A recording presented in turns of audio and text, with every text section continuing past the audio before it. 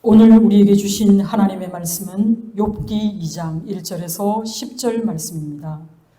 고통을 바라보는 두 가지 시선이라는 제목으로 하나님 말씀 증거할 때에 하나님의 음성으로 들으시기 바랍니다. 어느새 10월입니다. 거리에 나가보면 가로수들이 이제 조금씩 물들어가고 있다는 것을 느낍니다. 산은 아직 초록으로 완연하지만 우리에게는 어느새 가을이 다가왔음을 느낍니다. 계절의 변화를 통해서 우리 하나님의 성실하심과 또 오늘도 우리를 축복해 주시는 그 하나님의 인자하심을 느끼게 됩니다. 거룩하고 복된 주일날 주님의 전에 나와서 예배하는 모든 성도님들, 그리고 예배의 자리에 올 수 없어 온라인으로 예배를 드리는 모든 성도님들에게 하나님의 은혜와 평강이 함께하기를 소망합니다. 여러분, 살만하십니까? 여러분의 삶에는 언제나 즐겁고 환하고 밝고 명랑한 일들로 가득합니까? 아니면 여러분의 삶의 자리는 햇빛 하나 들지 않는, 바람 하나 시원하게 불지 않는 그런 답답하고 또 짓눌린 그런 삶입니까? 어느 누구도 자기의 인생을 생각할 때 순조롭고 순탄한 삶이 펼쳐지기를 기대하고 바라지 않는 사람은 없을 것입니다. 우리는 자신에게 일어난 모든 일에 대해서, 그리고 자신이 소망하는 모든 일에 대해서 그 일이 지연되고 방해되는 것에 대해 몹시 불편해합니다. 문제가 생기거나 어떤 비상사태가 일어나거나 혹은 우리가 고통을 당하고 또 실망에 처하는 그런 경우를 경험하고 싶어하는 사람은 아무도 없습니다. 그런데 우리의 인생이라는 것은 어찌된 일인지 그다지 좋은 일들이 그다지 일어나지 않습니다. 어쩌면 평범한 일상이 오히려 우리에게 축복이라 느껴질 때가 많습니다. 호사다마라는 말이 있습니다. 오히려 즐거운 자리에서 우리는 염려해야 될지도 모릅니다.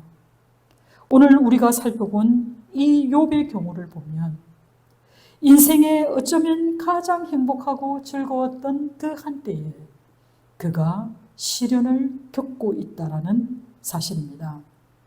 오늘 우리가 읽은 본문의 말씀은 또 하루는 이라고 시작하는 이 일, 욥기 2장 1절에서 3절의 말씀은 앞에 있는 1장에 나와 있는 상황과 동일하게 주어져 있고, 그리고 오늘 본문 3절 하반절의 내용이 조금 다를 뿐입니다.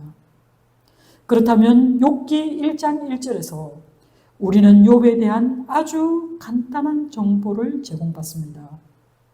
우스 땅에 욥이라 불리는 사람이 있었는데 그 사람은 온전하고 정직하여 하나님을 경외하며 악에서 떠난 자라고 소개하고 있습니다. 여기서 소개된 지명 우스 땅은 어디인지 정확히 알지는 못합니다. 그렇지만 욥기의 저자가 우스라는 땅을 언급한 것은 이 인물이 허구의 인물이 아니라 역사적인 인물이라는 것을 넌저시 말하고 싶었기 때문입니다.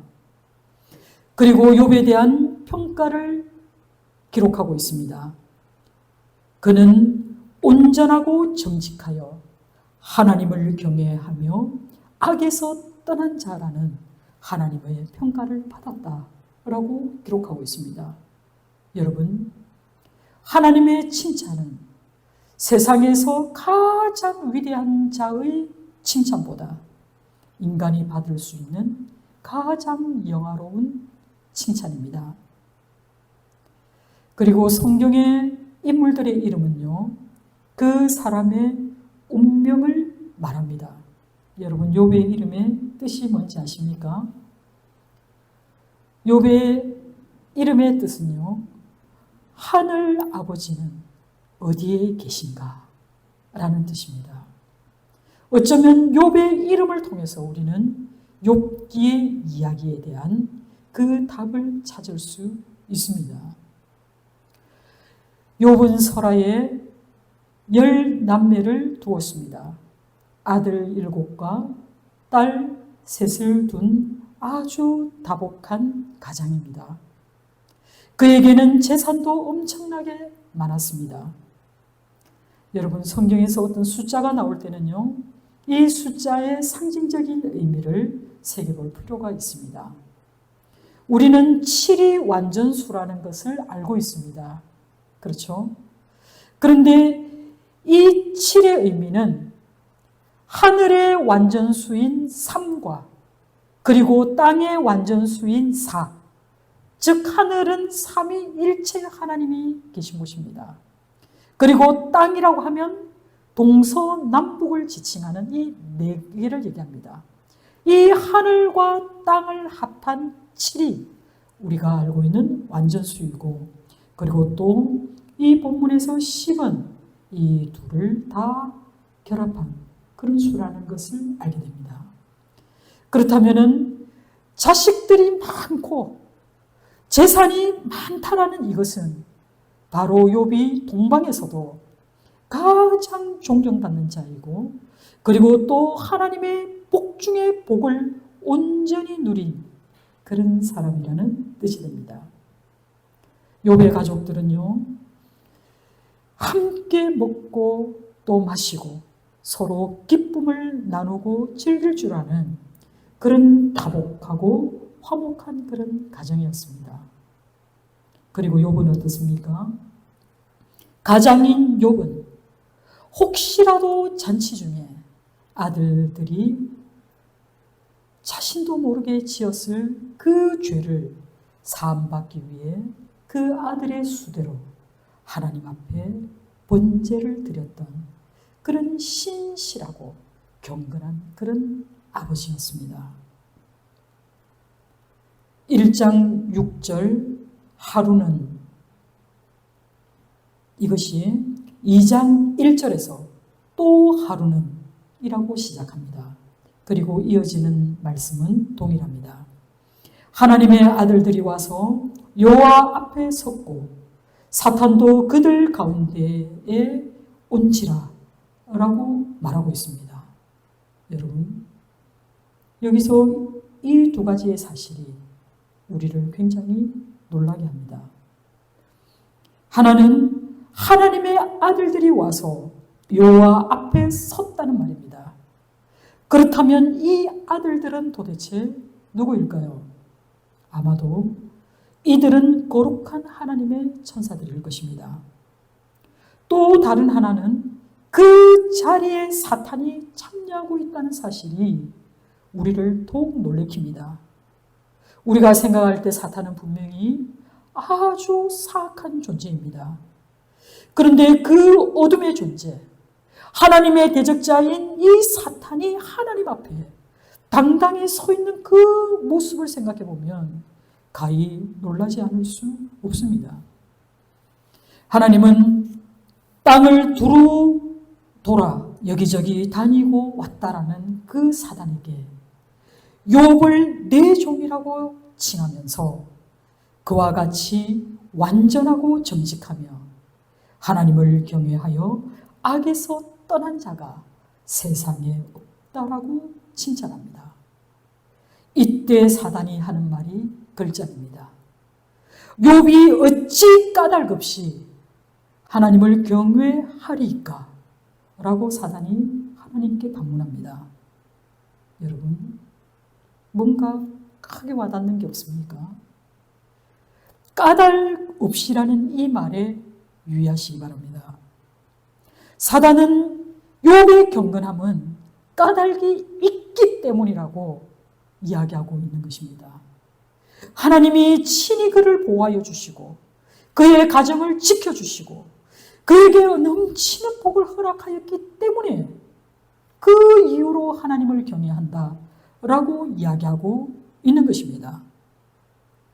하나님께서 넘치도록 복을 주셨기 때문에 하나님을 경외하는 그 욥에게서 하나님이 그 모든 것을 제거해 버린다면 욥의 믿음도 철회될 것이기 때문에 그의 믿음은 하나님이 말씀하시는 것처럼 완전하지도 않고 정직하지도 않고 그 모든 것이 제거된다면 과연 욥이 하나님을 경외할 수 있을까요? 라고 반문하고 있는 것입니다. 여러분, 사단의 이 질문, 어찌 까닭 없이 하나님을 경외하리까? 라는 이 질문을 우리 스스로에게도 해봐야 할 것입니다.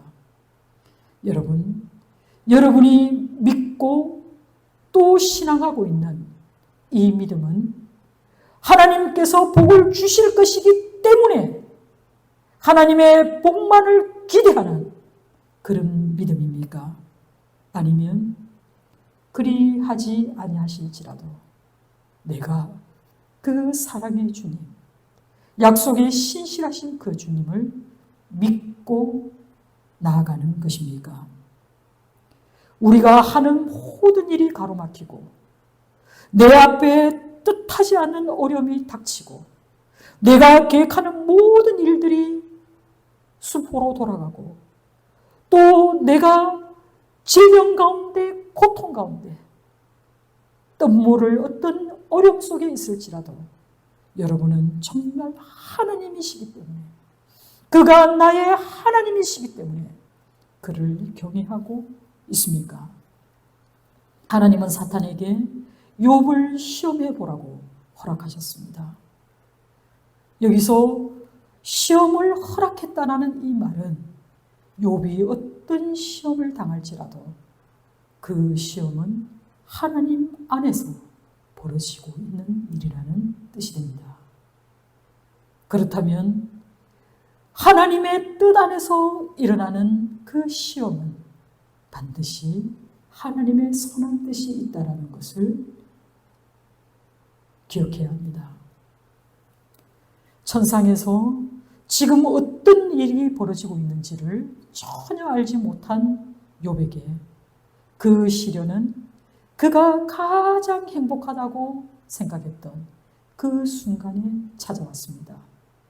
그리고 그 엄청난 시련은 그의 자식 10명을 속절없이 죽여버리고 그리고 그의 재산은 순식간에 사라졌습니다. 그의 삶 속에 일구어 놓았다라고 생각하는 모든 것들이 허망하게 무너진 바로 그 순간입니다. 예측 불가능한 상태에 일어났기 때문에 욥도 아주 치명상을 입었을지도 모릅니다. 속수무책으로 당할 수밖에 없었고 그리고 통제 불가능할 정도로 그 파괴적인 그런 시련은 과히 사탄적이라고 말할 수 있을 것입니다. 이와 같은 순간에도 욥은 일어나서 그의 겉옷을 찢었습니다. 여러분, 성경에서 겉옷을 찢는다는 이 말은 자신의 조각난 마음, 즉 애도를 표현하는 그런 말씀입니다. 그 애도 가운데 욥은 머리털을 밀고 땅에 엎드려 예배하였다 라고 기록하고 있습니다. 이런 욥의 마음에는 하나님을 원망하는 마음이 조금도 없다라는 것을 보게 됩니다. 여러분, 우리는 욥기 하면 떠오르는 주제가 있습니다. 그것은 의인이 왜 고난을 받아야 하는가? 라는 이 질문에 대해서 많은 글들을 통해서 그리고 많은 설교를 통해서 이 부분에 대해서 말씀하고 또 기록하고 있지만 실제로 욥기 말씀을 찬찬히 살펴보면 욥은 이 질문과 씨름하고 있지 않습니다. 사탄은 하나님이 욥에게 엄청난 보상을 허락하였기 때문에 그가 하나님을 섬기고 경배한다라고 말하고 있습니다. 사탄의 이 말 속에 감추어진 것은 하나님은 인간이 찬양하고 순종하기에 합당한 그런 존재가 아니기 때문에 하나님을 경배하는 그 사람들에게 하나님이 보상을 해주지 않으면 그들이 하나님을 경배하지 않을 것이라는 것을 전제하고 있습니다. 이 말은 곧 하나님을 이 사단이 면전에서 비난하는 그런 말입니다. 하나님이 욥에게 갚아주지 않았다면, 그에게 충분한 보상을 허락하지 않았다면 그가 지금 엎드려 하나님을 경배할 리가 없다라고 주장하고 있는 것입니다. 그렇다면 의인이 왜 고난을 받아야 하는가? 라는 것이 욥기의 주제가 아니라 하나님이 우리가 고난을 받으면서도 과연 섬겨야 할 그런 가치 있는 분이십니까? 혹은 우리는 하나님이 보상해 주시기 때문에 하나님을 위해 이 고난을 감당하는가? 라는 것이 욥기의 중심 주제의 말씀일 것입니다. 하지만 사탄은 여기서 물러나지 않습니다.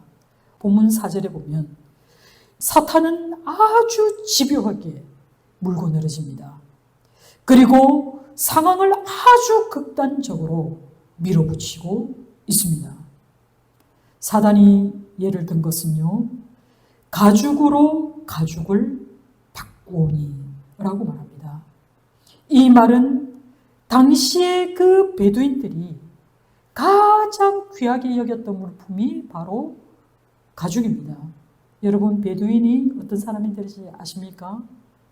그 사막과 광야에 거주한다기보다는 끊임없이 이동하며 살아가는 유목민들이 바로 베두인입니다. 이 베두인들이 가장 필요한 것은 뭡니까? 가죽입니다. 이 가죽이 있어야 천막을 만들고 집을 만들고 또 뭡니까? 자기의 의복을 만들어 입을 수 있습니다. 이것은 결국 이 물건이 바로 나의 생명과도 같은 것입니다. 지금 사단이 그 얘기를 하고 있는 것입니다. 가죽으로 가죽을 바꾼다라는 이 속담을 들여댄 것은 바로 인간은 자기의 생명을 지키기 위해서는 무엇이든지 다 팔 수 있다라는 것입니다. 자기의 전 재산을 버리고도 자기의 생명을 보존하고자 하는 존재가 바로 인간이라고 말하고 있는 것입니다. 사탄은 욥의 본질을 드러내기 위해서는 그의 뼈와 살을 하나님께서 치도록 허락해 주셔야 한다라고 이야기하고 있습니다. 그렇게 되면 틀림없이 욥은 하나님을 욕할 것이다 라고 사단은 장담합니다. 사단은 끈질기게 욥의 영혼을 끌어내리려고 하나님 앞에서 안간힘을 다하고 있습니다. 이처럼 사단은 치밀하고 집요하고 포기할 줄 모르는 그런 존재입니다. 그런데요, 우리를 더 당황하게 하는 것은 바로 하나님의 결심입니다. 사단의 집요함에 하나님은 한 번 더 공격해 보라고 허락하십니다. 그러면서 말씀하십니다. 다만 그의 생명은 해하지 말지니라고 말씀합니다. 이 말씀을 듣고 사단은 신속하게 그리고 아주 치밀하게 욥을 공격합니다. 그의 발바닥에서부터 정수리에 이르기까지 종기가 나게 합니다. 여러분, 오히려 칼에 베거나 혹은 뭐가 부러지면 그 순간만 견디면 됩니다. 그런데 여러분, 가려움은 경험해 보셨죠? 잠을 이룰 수 없는 그 고통입니다. 그리고 그 고통이 머리끝부터 발끝까지 임했다면 가히 상상할 수도 없는 그런 고통이었기에 욥은 제 가운데 앉아서 질그릇 조각으로 그 몸을 긁었다라고 말합니다. 제 가운데 앉았다라는 이 말은 욥이 그 고통의 시간 속에서도 그가 참회의 모습을 갖추었다라는 그런 뜻입니다.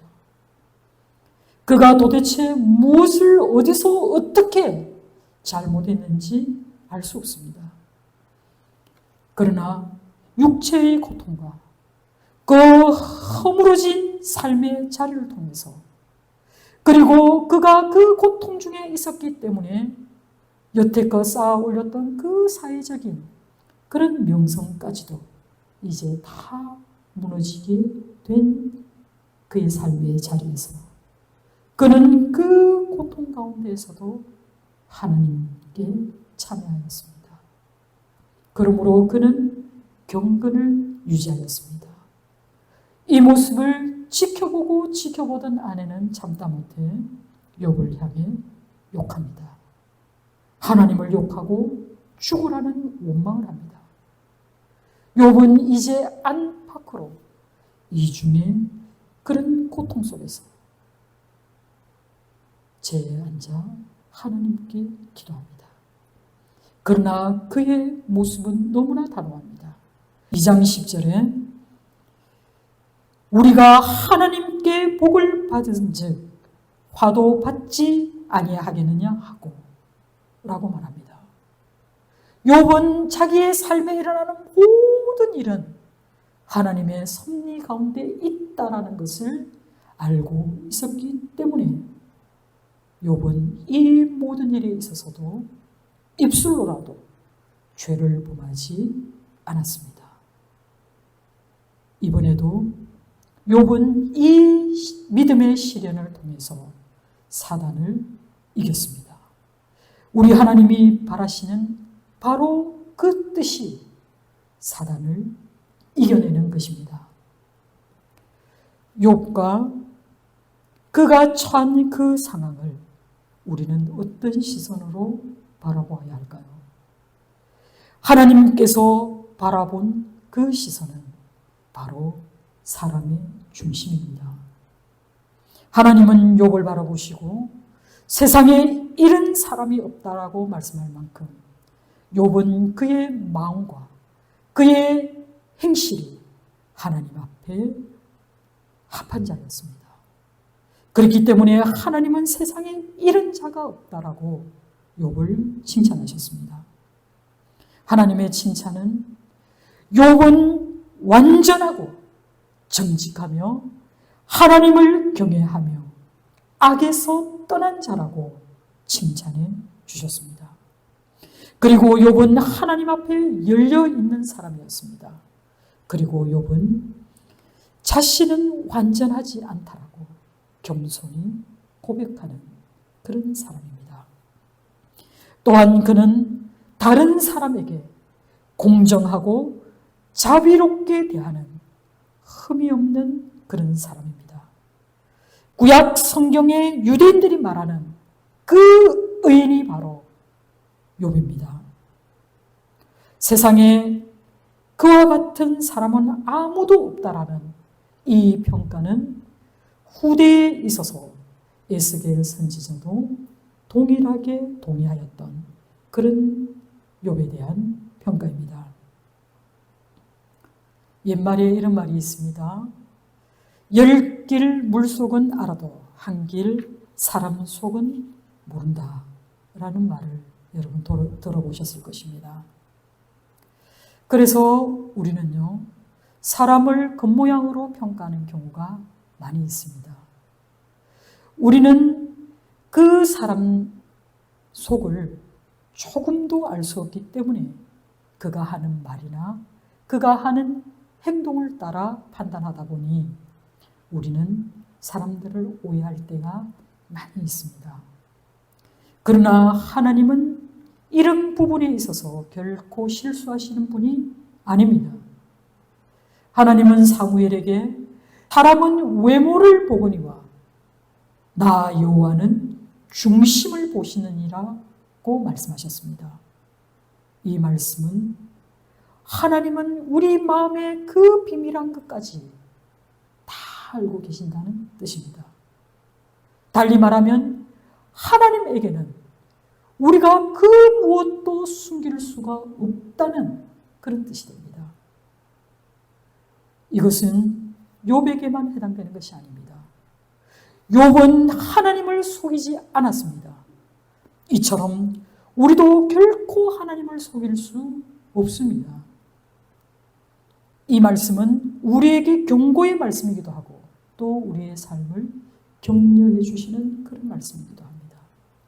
하나님이 내 마음의 중심을 아시기 때문에 우리의 마음에서 결코 꺼리낌이 없다면 우리에게 닥친 이 모든 시련을 두려워할 이유가 전혀 없습니다. 사단은 우리를 비난할지라도 우리가 하나님 앞에서 올바르다면 우리는 그 무엇도 이겨낼 능력과 힘이 주어집니다.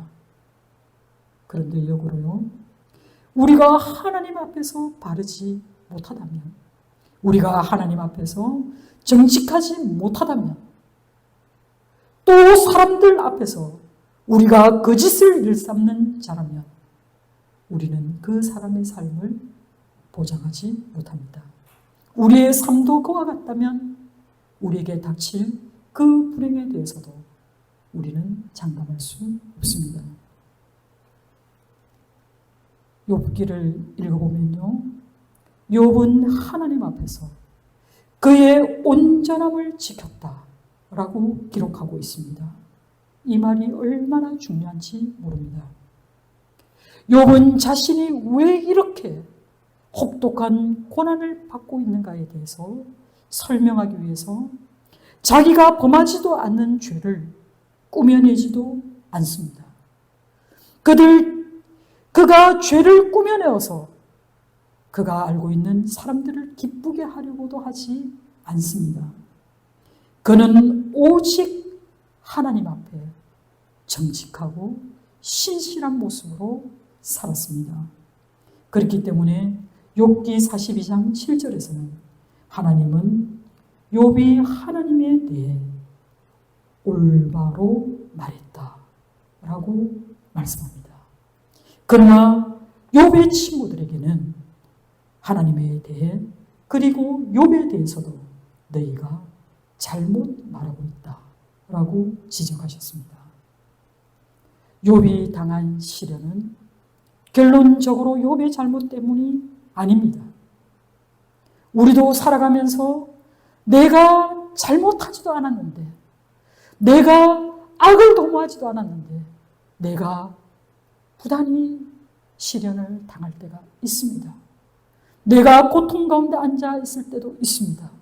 그럴 때 여러분 반드시 기억하십시오. 그때가 바로 하나님의 더 크신 목적을 이루시기 위해 지금 내게 이 시간을 지나가게 하신다라는 사실을 기억하시기 바랍니다.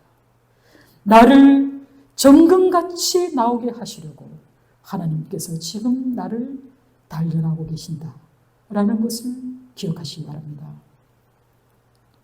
사단이 바라보는 시선은 어떻습니까? 사단은 말 그대로 적이라는 뜻입니다. 하나님의 대적자입니다. 마귀는 어떤 자입니까? 그들은 비방하는 자들입니다. 참소하는 자들입니다. 마귀 역시 피조물이고 하나님의 백성들을 공격해서 하나님께로 나아가는 것을 방해하려는 그런 파괴적인 그런 존재들이 타락한 천사들입니다. 여러분 반드시 기억할 것은 사단은 전능하지도 않고 그들은 전지하지도 않습니다. 사단은 무소부재하지도 않다라는 이 사실을 반드시 기억하시기 바랍니다. 전지하시고 전능하시고 무소부재한 이 성품은 신적인 성품으로서 오직 우리 하나님께만 속한 것입니다. 스가랴 3장에서도 사탄은 하늘에 있는 하나님의 보좌 앞에 나아가 하나님의 종들을 비난한다 라고 기록하고 있습니다.